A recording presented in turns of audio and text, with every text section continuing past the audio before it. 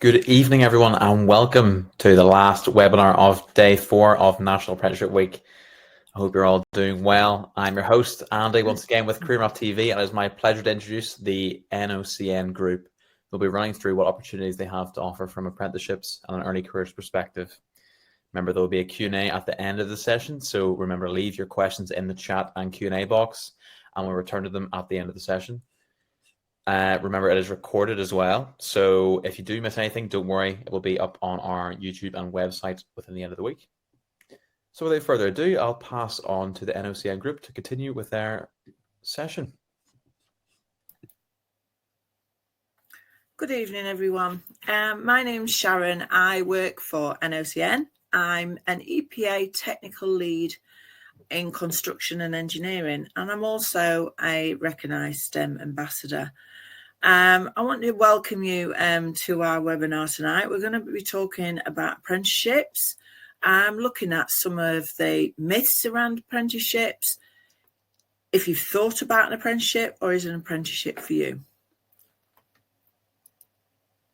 So I put a poll together, which I hope you'll include today and have a look at it, more about a bit of a questionnaire, just to prompt your feelings about apprenticeship, things that you might not know. We'll have a look at it at the end of our webinar today to see if you've answered all the questions correctly, and more importantly, got the right information from the questions that have been asked. There is a lot of negativity sometimes about apprenticeships, and I want to try and iron that out in this session. Apprenticeships are for everybody if it's a journey that you want to take. So we'll return to the poll later on. As I said, we're going to talk around apprenticeships on this apprenticeship week, and what is an apprenticeship. So let me just move on the slides. So what is an apprenticeship? Apprenticeships provide you with an opportunity to access a company or sector you want to work in. So first of all, it's finding out, what interests you. Does construction interest you? Engineering, hospitality, nursing, whatever you are really interested in, there's going to be something in that path. So many apprenticeships have been designed in conjunction with employers, so they're aware of what employers want and value. So a lot of the apprenticeship schemes, or most of the apprenticeship schemes now, are linked to a standard, and this standard is actually built by employers. So when they're building this standard, what they're looking at is what they actually do in the workplace. So it's not what a training provider or a college want you to learn. It's actually the employer, and that's really important, because what you don't want to do at the end of the training is miss some skills that are really required by that employer. So the fact that the employer builds these standards in the first place is a benefit throughout. There is a common misconception among young people and parents that going to university will set them up to go straight into a senior role with a higher salary. This is not always the case, as an apprenticeship puts you ahead of fellow graduates. She'll already have 1 or 2 year industry experience in the bag. So if you're thinking about when you're writing that CV for that job that you want, that hands-on practical experience in that working environment is just like having some kind of qualification on your CV, because you've done it. You've been able to work in a workplace and follow workplace rules and so forth while you've been doing your apprenticeship. So that experience is really, really, really important. An apprenticeship will provide you with the key knowledge, skills and behaviours needed to be successful in your role. Now, you may wonder what knowledge, skills and behaviours are if you've not looked at apprenticeships. An apprenticeship is built of knowledge, skills and behaviours. So whether you're doing a 24-month programme, 36-month programme, you will follow those knowledge, skills and behaviours as part of your course. So you'll be doing that everyday role within the working environment, but you'll also be doing some training at a college or training provider centre. You will, it used to be 1 day a week, but now it's based on how many hours you actually work. So the government guidelines are you must be working at least 6 hours a week within your college or training provider centre. You will obviously cover knowledge, skills and behaviours in your everyday working life because you're in the role that you're training towards. So you'll be ticking those off over the period, and then you will be going back to college or the learning environment to cover any gaps or also give you further knowledge that you need. The work experience you'll gain through an apprenticeship will put you ahead of all fellow university graduates. Like I say, just because of that experience that's there.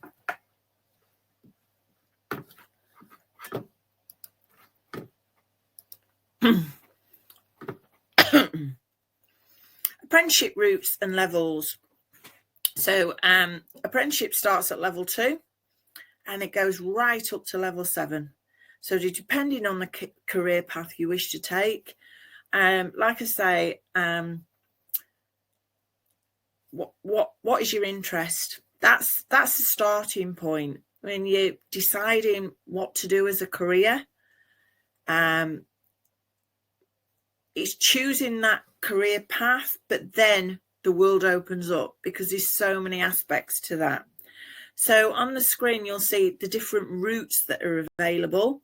But within those routes, there's many different kind of assessments or courses that you can follow. We actually call each route. So, for example, if we looked at engineering, manufacturing, or construction. For construction and the built environment, you could be looking at digital engineering technician, you could be looking at bricklayer, you could be looking at piling attendant. You'll also see the built environments come in there, and that's quite a new thing because then we're looking at green skills, engineering and manufacturing, a whole range of different career paths within that route. The levels equate to quite differently, as you would expect. So a level 3 is equivalent to an A level, and you're looking at right up to level 7. So we're looking at degree level. So if you're thinking about a specific career path you want to take, and you're looking at going to university, and it's got a degree in, you're going to get a degree at the end, then maybe an apprenticeship is another route to do exactly the same thing. You still end up with a degree at the end, but you've had that work experience on that journey.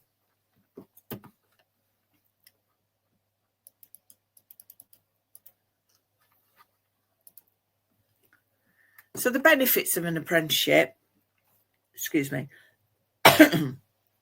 improve your employability. So we looked at that just earlier, didn't we?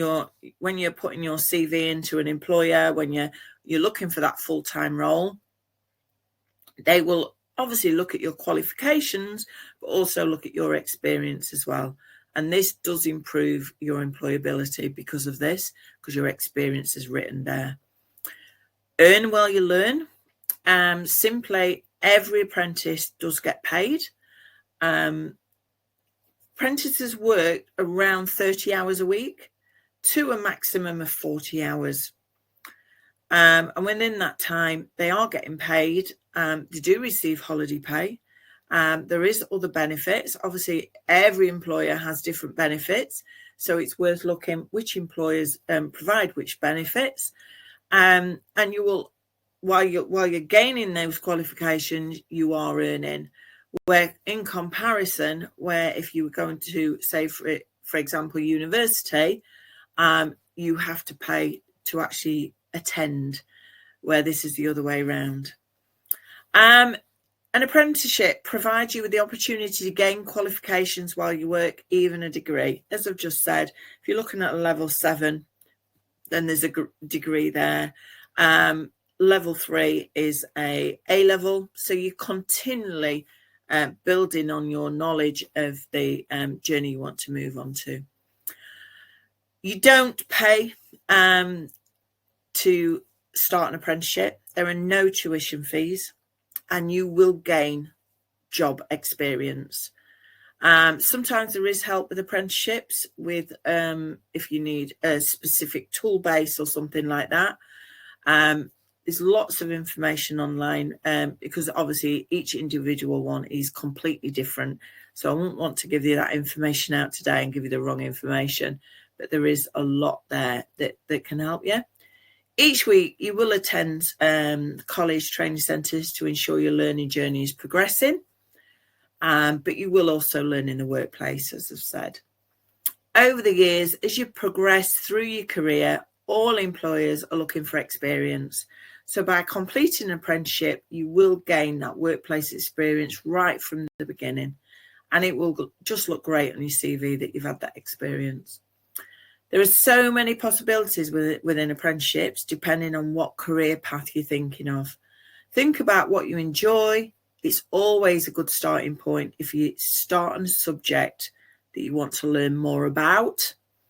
And unlike signing up to a university degree or full-time training course, there are no tuition fees. It's all covered through the apprenticeship scheme.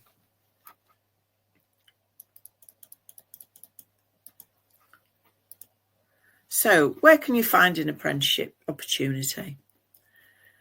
So not going to uni, there's great websites to find apprenticeships and work experience in the UK. The online Find an Apprenticeship government service, or search the Institute for Apprenticeships and Technical Education website to discover the apprenticeship standards available to you. On that website, you can look at the different routes, highlight the route that interests you, and then you can review all the different journeys that you can go on. Obviously, your local training centres, training providers, colleges, they will have information on apprenticeships as well. And also, I don't know if you've all seen, but in the news this week, UCAS has started talking about apprenticeships, which is great for Apprenticeship Week. UCAS are looking for those higher education apprenticeships, but they are an excellent port of call to contact to see what information they could give you about apprenticeships and what apprenticeships are currently running in your area.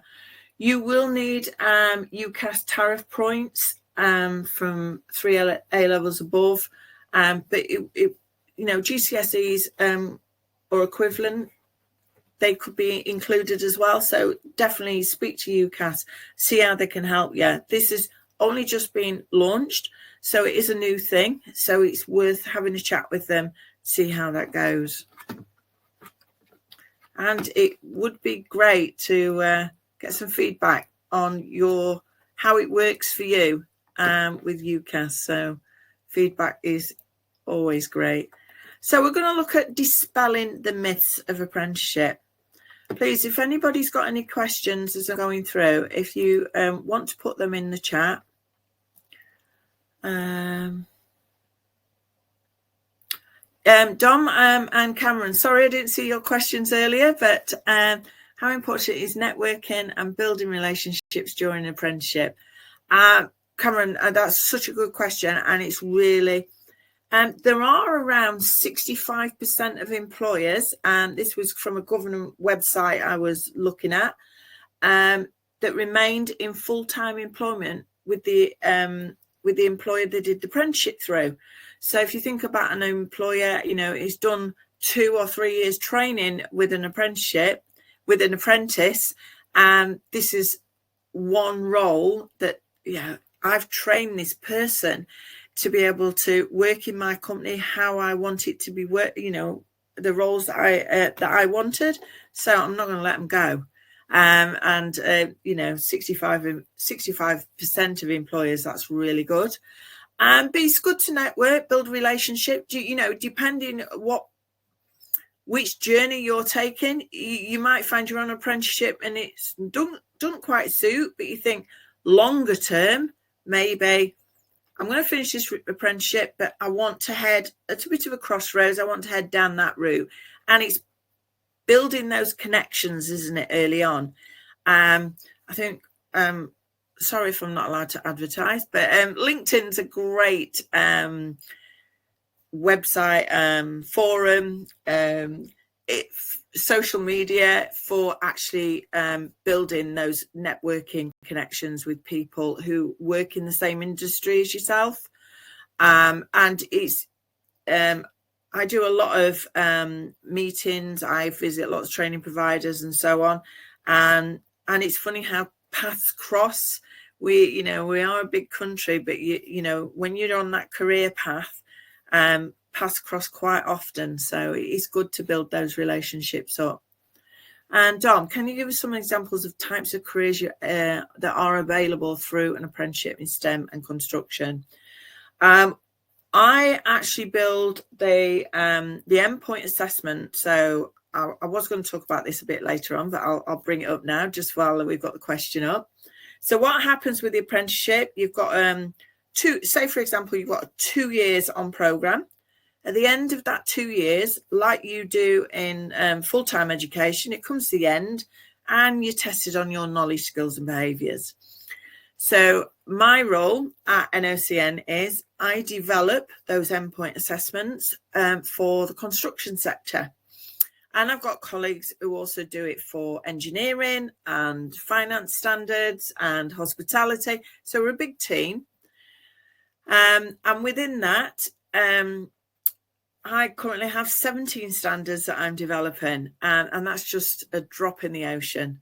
When you look at the IF8 website and get on there, have a look at your route and where you possibly think, I could see myself doing that, you'll see in construction there's hundreds. And with the same in engineering and manufacturing. There's currently around 800 standards to choose from on the IF8 website. So it's a huge, huge world. You might find a route and then within your local area, nobody's delivering that route. So, it's good to speak to your local colleges to see what sort of routes they want to, they're actually, they have to be able to deliver the training. So if sometimes it's a two-way thing. If they've got apprentices actually contacting them and say, I'm interested in doing bricklaying. Do you have any courses in bricklaying? Or I'm interested in doing powered door pedestrian installer and service engineer. Bricklayer, quite common, but the powered door, not so common. But you'll get certain training providers thinking, we've got quite a lot of interest in that one. Maybe that's one we should look at. So it has a two-way thing as well. The more people who actually ask for a standard, the training provider or college will look at and see if it's something they can deliver. Obviously, they have to look at a bigger picture of have they actually got tutors in that subject and so forth. So, Dom, what I would say is get on the IF8 website, have a look at it, choose what sort of route you're looking at. I'm taking it from your question, construction, manufacturing, engineering, and have a look on there. And there's a whole list. Please feedback how you get on. What GCSE grades do you need to get into mechanical apprenticeships? It does differ, and a lot of the startups for the mechanical apprenticeships, you're looking at, give you a bit of an insight. If you're looking at a level 2 apprenticeship, you need to be able to complete level 1 maths and English. If you're looking at a level 3 apprenticeship, you need to be looking at level 2 maths and English. So level 2 maths and English, we're looking at around a C or above a GCSE. Doesn't mean to say that you can't start, but it really depends which apprenticeship scheme you decide to go on to start with. You might start on a level 2 and then move to a level 3. Some of the level 3 or level 4 mechanical apprenticeships, they have included further qualifications within the apprenticeship. So you not only complete the apprenticeship, you complete the qualification as well alongside the apprenticeship. I'm going to pick up a bit later on some specific standards that hopefully will make that clearer to you, and we'll come back to that. Moving back, dispelling the myths of apprenticeships. So myth 1, apprenticeships for those who do not perform academically. I've got to say, this is an absolute load of rubbish. Apprenticeships are a fantastic opportunity for all kinds of people looking to expand their knowledge and upgrade their skill set. Getting stuck right into a job is so important. Whatever role you're thinking of embarking on, go for it. It will be worth it. I'll come back to you, Rowan. I've seen your question, but I'll come back. I'll just get through the myths. Apprenticeships are only for manual trade jobs. Now, way back, modern apprenticeships really came into force in 1994. We have had apprenticeships way back when. If you go on Wikipedia and put in apprenticeships, wow, we're going back to the 1800s and 1500s. You know, they've been around for a very long time. But here today, we're talking about those modern apprenticeships when you're getting paid to do a job and you're learning while you're doing it. That's what we need to talk about. In 1994, the government adapted them and brought them, you know, the modern apprenticeship that we know today, because there was a skills shortage. So really over the time, apprenticeships have all been thought of as bricklayer, carpenter and joiner, those kind of manual trade jobs. But today that's not the case. We have so many different types of, I will just, let me, just bear with me, get the right book. Oh, typical.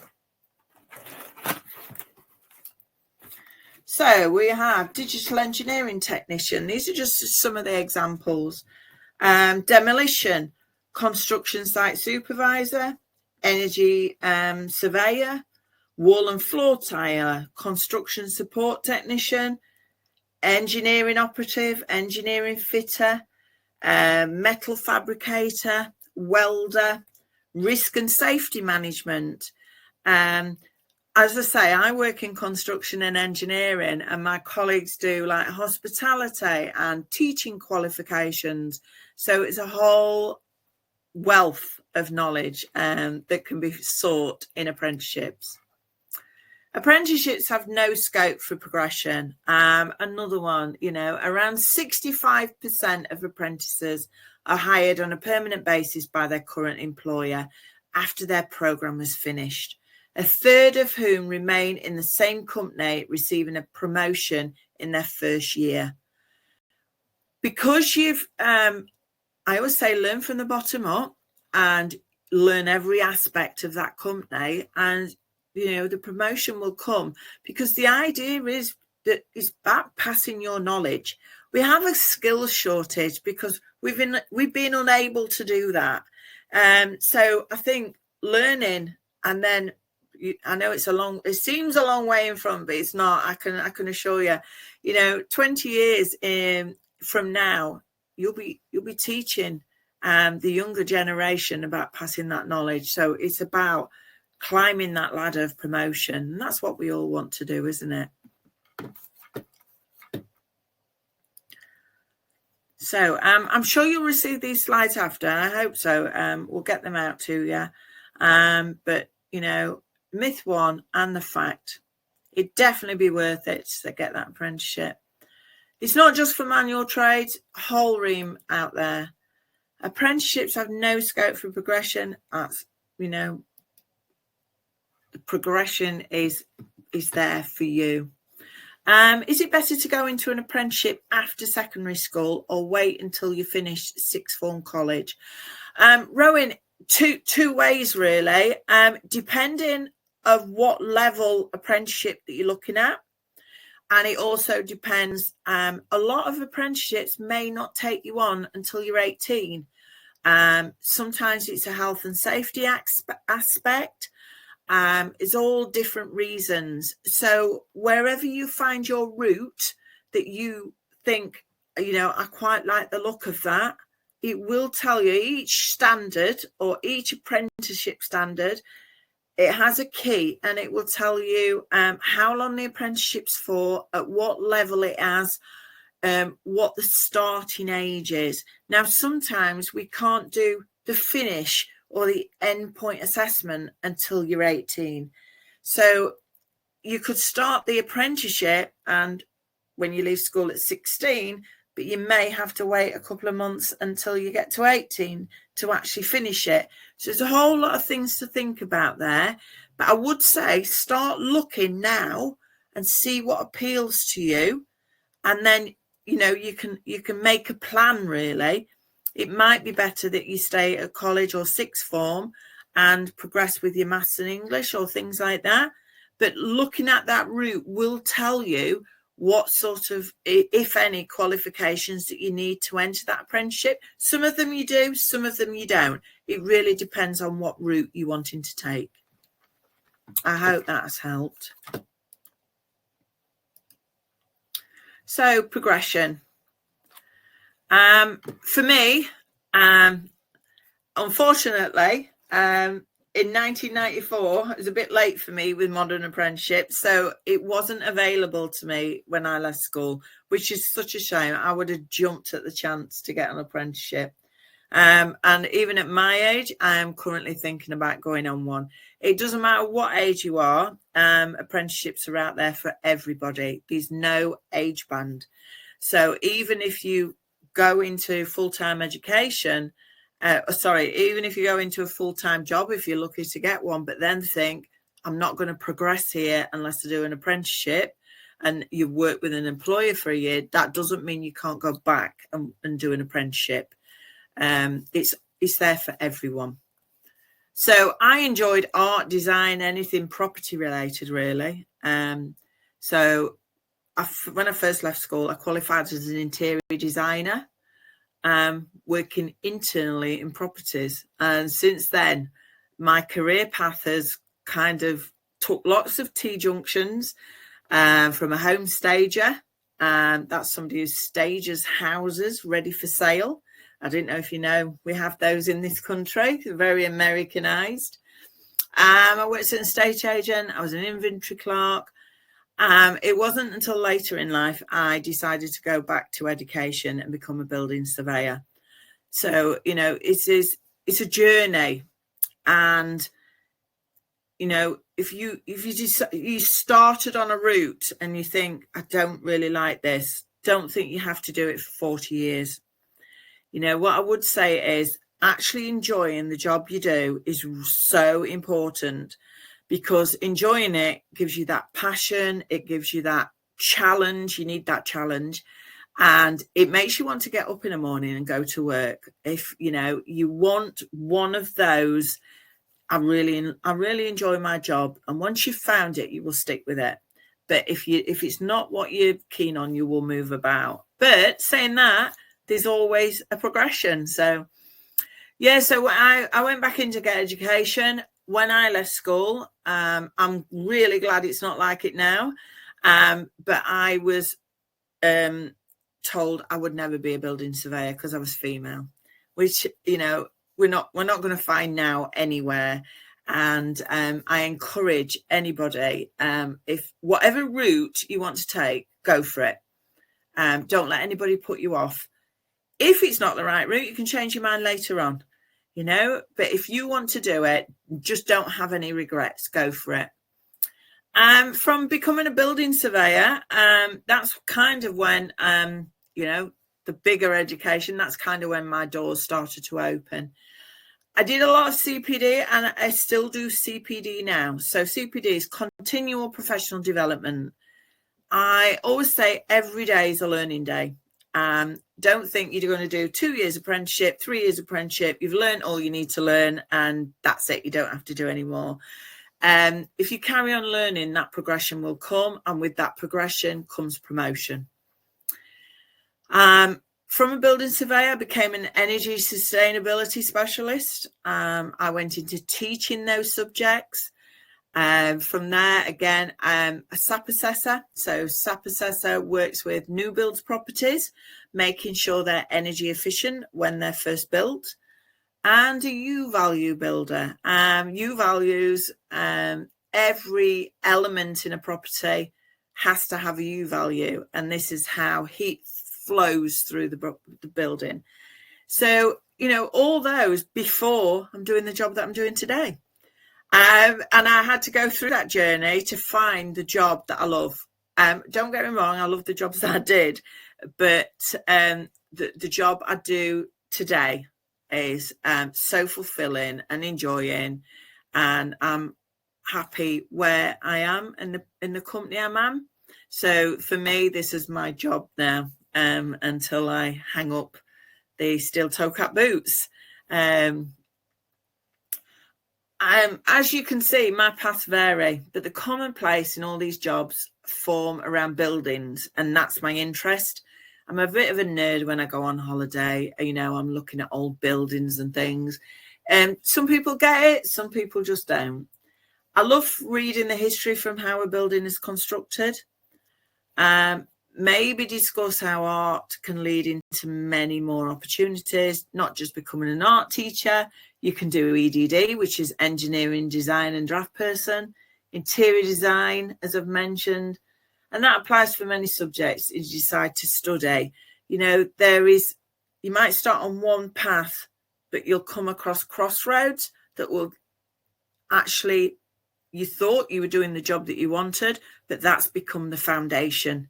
And from that, you can progress to other avenues. Obviously, what you're looking at now, you're just looking at that foundation element. And I'm way in front, but it is something to think about where you want to be eventually, and not just now, and how you want to get there. As I said on my first slide, when you really start on your journey, on your career, going to university, you spent a lot of money on that education. So you really need to come out and be getting a job to pay for that education, where on an apprenticeship, you don't have to do that. So you might end up with that CEO job at the same time, but who's earned the more getting there? So Nathan, you've got a question. Hi, I'm at sixth form at the moment. I know that apprentices value grades, but what sort of extracurricular activities do they value? I'm looking in to go to. Oh, right, Nathan, that's great. Go on the IFA website, have a look at some standards or apprentice standards that actually look at where you want to be, and I'm absolutely positive that you will have extra qualifications required within there. They don't really look, when you're doing apprenticeships, they don't really look at those extracurricular activities, but they do look at if you've been studying in some other way. Have a look at their entry requirements and the gateway requirements, and see how that fits with what you're really interested in. When do we apply for apprenticeship? Is there a time to apply? Bradley, a lot of training providers now do a roll-on, roll-off for apprenticeships. So at one time, you used to sign up for an apprenticeship in September, and if it was a 12-month course, you would finish in the July, or 24-month course, again, you'd finish in July. But what they've found now with endpoint assessments, so endpoint assessments have been around now for around 5 years, but they've more and more have moved over from the NVQ to endpoint assessment. So what training providers have found now, because it's a roll on, roll off, they have to do that because of how many people they can teach at the same time. So when you have your kind of day release from your employer to the college training provider, you'll go in and you'll meet all the students from other employers. So they can't have too big a group. So I would speak firstly with any local training providers, colleges, to see if they offer your standard that you're thinking of, your apprenticeship standard. And you might have to go to the wider area to see as well, but they will be able to let you know what sort of start dates they have. Some have September, then October, then January. Some have September and January. Some work like that. It really depends on where you are in the country. So we're speaking to local training providers. Okay. Which level will you start if you have a master's degree? It really depends on what sort of apprentice route that you're going down. Whether you've say, for example, you both want to, let me pick a standard for you and I'll go through it. Let me have one of these.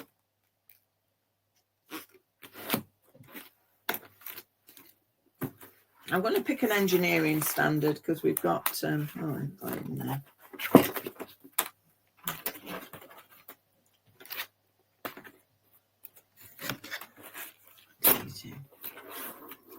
I run with lots of different standards, so keeping all the information in my head is quite important.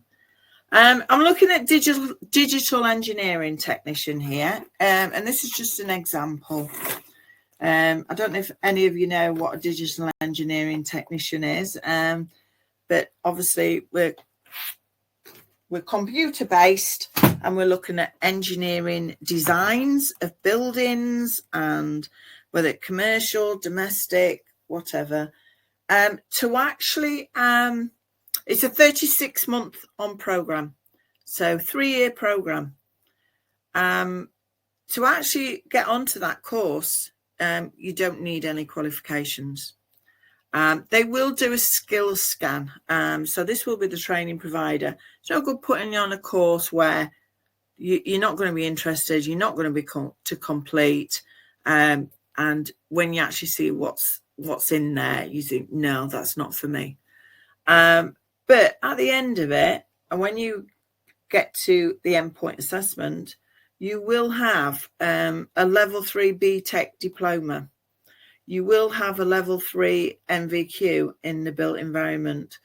You will have to have level 2 maths and English. You will have built up a portfolio. So lots of difficult, and then you will complete the endpoint assessment. So you will have the full apprenticeship certificate. So within there, you will have at least 5 different qualifications that build into a digital engineering technician. Hope that makes sense. And there's a lot to take in. And so it really depends as well. If you're going for like a level 7 apprenticeship, you might have to have, this is a level 3 digital engineering technician. You will have different levels wanting different qualifications. But if whatever route you go down, say, for example, there's a level 6, a level 7, a level 4, it doesn't matter if one apprentice has got a master's and one hasn't. As long as that apprenticeship standard doesn't require it, then it won't matter. You will all go in at the same level. I hope that makes sense. I'm sorry I can't be more specific. I'm not quite sure which standards you were looking at in there.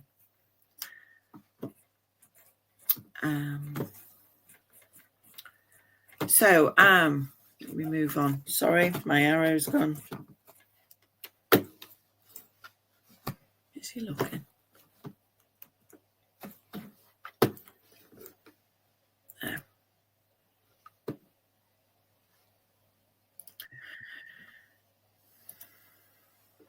So, have you taken the poll? Let's hear your thoughts. We have been taking the polls throughout. I've just finished the last one there. So the results are, how many apprenticeships are there? We got 72% saying 1,500 and only 27% saying 150. Wow, well done. Yeah, so overall, there is quite a lot of apprenticeship standards at the moment being reviewed. So when you go on the IF8 website, you will see there's 892 available for you to look at. And that is because a lot of them are on there at currently level 2, where they're being reviewed and split between a level 2 and a craft level 3. So there's that progression route within the apprenticeship. And obviously on the higher end, they level 4 to level 7. Some of those are being reviewed as well. So, you know, once you've looked on once, don't think, well, I've been on there. Keep going back because the reviews are constant. Okay. And the next one, can an apprentice work from home? We've got yes, 86%, no, 13%. Yes, because, you know, we've had this lockdown scenario for a couple of years, haven't we, with COVID and things. And a lot of companies have gone to hybrid working. Now, I would say with an apprenticeship, if you're doing full time at home, that's a lot, because you want to be learning from the other employers in the company. Mm-hmm. So, but some days you may be able to work from home. Again, it depends what sort of apprenticeship you're thinking of. But yes, they are. Home working is available.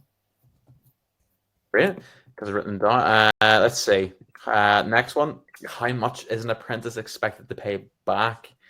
Now, 1,500 was 5%, 150 was 20%, and 0, 75%. Well done, 75%. So none of your training you will have to pay for it within an apprenticeship. It's all covered. It's covered by what we currently call a levy, if you're interested. So when an employer has a certain number of employers, they have to pay a tax. So it encourages employers to take on apprentices because they've already paid for it. So whether they have an apprentice or not, they still have to pay this money in. So they, you know, employers, they gain from it, really. Mm-hmm. Perfect. Good stuff. Good, everyone getting them right. On average, how many apprentices get hired full time? Now we got 93%, 42%, 67% on 36%, and 80% on 21%. Oh, wow. Can you just repeat that for me? 67%. The answer is 67%. We got 36% of people saying 67%. Okay. Yeah, so it's currently around 65%. I got that off the government website yesterday, so that's the up to date. So 5% to everyone. Yeah, so remained in full time education. What, like I said earlier, within the slides, somebody's trained you up for 2 or 3 years, and you know you're good at your job. They're happy to keep you. Yeah. Great. So from Ben talks about, can an apprenticeship lead to a job? Of course it can, but yes. Obviously you were talking about your. Do you know how much NOCN Group goes by there? How much percentage of their apprentices go full time in their job? Yes, most of them actually. We have a lot of people within NOCN and within our group as a company. We're all about promoting, progressing the staff. And a lot of our apprentices, they'll not mind me saying, they're more the mature student. My manager is actually doing a level 5 apprenticeship at the moment. Very nice. She's worked with the company 6 years, and she's just started an apprenticeship. So like I said, it's not just down to somebody leaving school or somebody leaving sixth form. It's any age. We do take on, we've got currently a young lady. She's just about to turn 18. I'm sure she'll not mind me saying. She's just started with us an apprenticeship. And we'll see, it really depends how somebody's passion comes through while they're doing that apprenticeship. But she's doing really well. Good, and learning a lot, which is great. What's it like? Obviously, this is for an apprentice, but I'm sure you know, what's it like, that balancing of work and studying and life at the same time? I think as well for an apprentice, because they're in a college scenario situation, but only for 1 day a week. Mm-hmm. So you've got the support of your tutor in that scenario, but then also, you've got all these knowledge, skills, and behaviours to cover, and obviously there's observations, witness testimonies, things like that have to be built, portfolios that have to be built. The people who we work with that's doing apprenticeships, we help them, mm-hmm. because we're doing the job as well as them. So, Daisy, who works with us, when she's got a piece to do, I've just recently, Daisy's just recently interviewed me as part of her portfolio. Nice. So not only have you got that tutor support, you've also got that employer support. And obviously not the, maybe not just the boss, it may be the people who work in the company as well. Great, good stuff. Of the other poll, do apprentices receive paid holidays whilst completing their apprenticeship? No, on 7%, and yes on 92%. Yes, math doesn't really work, but for some yes, reason they apprentices receive the same work balance as a full-time employer. They don't earn as much money. There is different rates as well, so definitely get on the government website so you can see what they are, because depending what kind of route you go, there is a minimum wage there and there is a maximum wage there. So, have a look there, see what you can earn. But when you're in a company, you do get holiday pay, bank holidays, that kind of thing. You do get some companies, like I said earlier, you do get benefits. Some companies offer more than others. I know one particular construction company, as a startup, they provide all the PPE. Very nice. Which can be expensive. So, think about that as well. Yeah. Question from Rowan here. If you choose an apprenticeship, are you locked into that profession if you want to change? No, we've had some of the apprenticeship standards have different pathways. So think EDD, for example, energy engineering design and draft person, it does have 5 different pathways. So if you were on that apprenticeship standard and you were doing mechanical and you think, I really don't like this, I want to move to structural, and your employer does both, that's not a problem.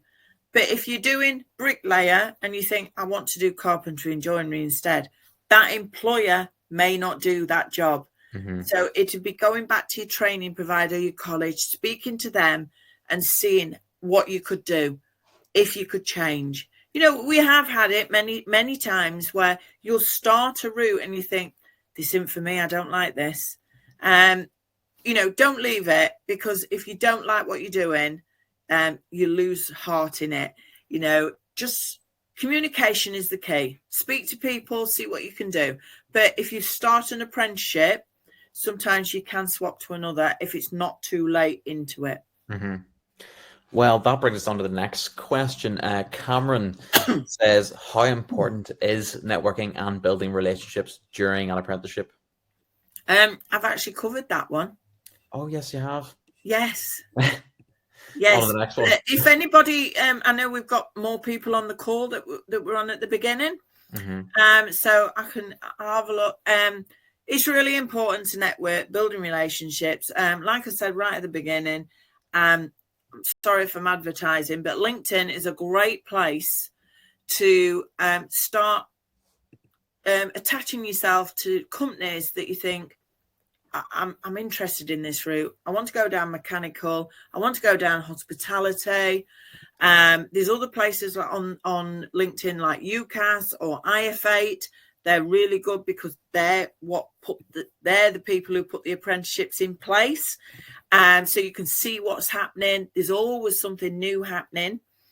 And as you move forward, it might be you start an apprenticeship, keep that network going, keep that building relationships with other employers who are doing the same thing, because at the end of the day, you will have experience in that role and your progression will start then. Here's a good one. What other values do you obtain from doing an apprenticeship?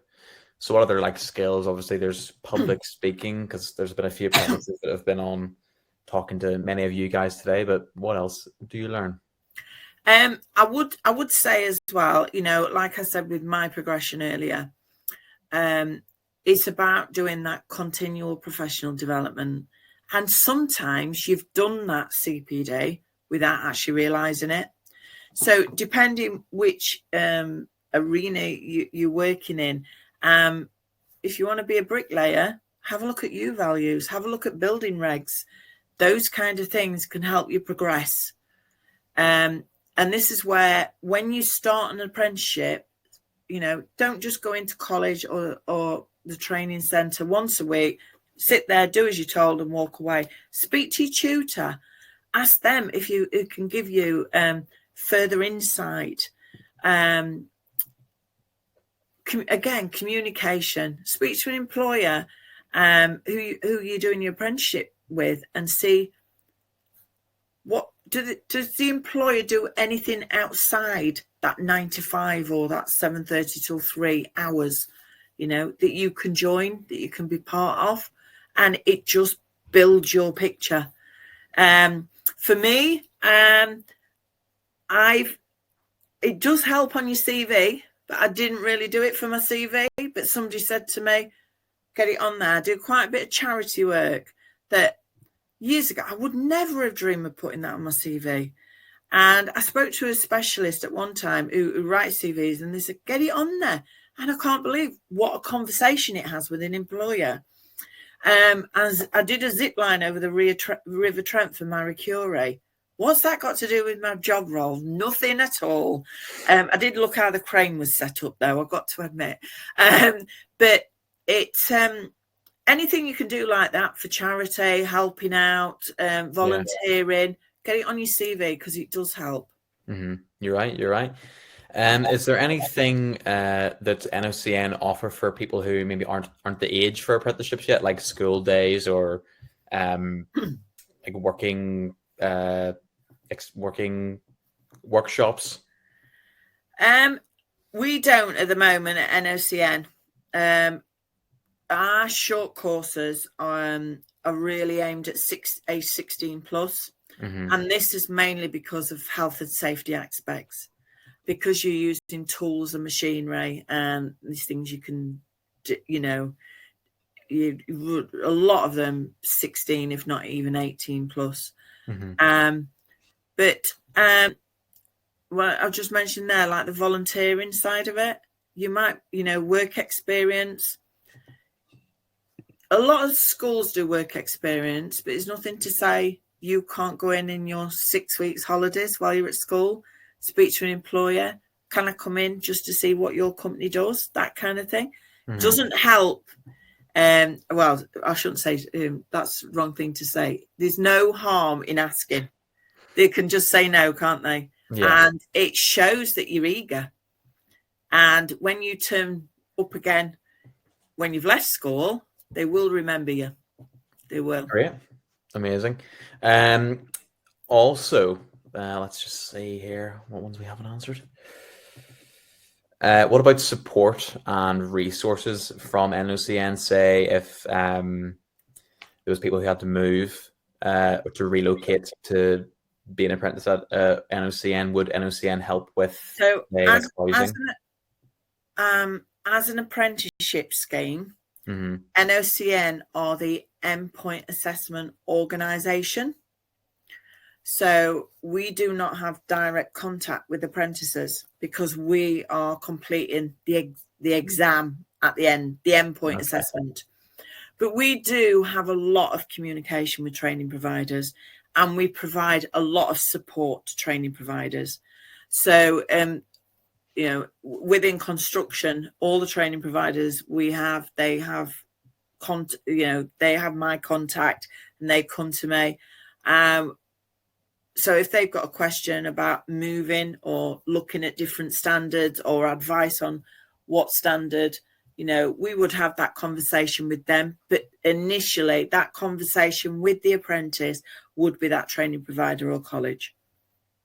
Okay, great. And the last question from me, why NOCN for you? What made you join NOCN, or what made you so proud that you've